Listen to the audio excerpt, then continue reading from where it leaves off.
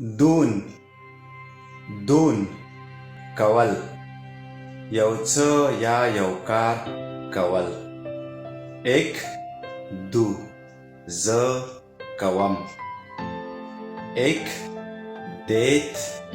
ما وکړ ایک heb gedaan ما کړی دی ایک had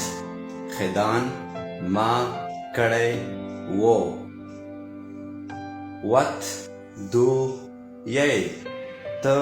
څه کوې ek werk زه کار کوم en jy او ته ek studeer زه درس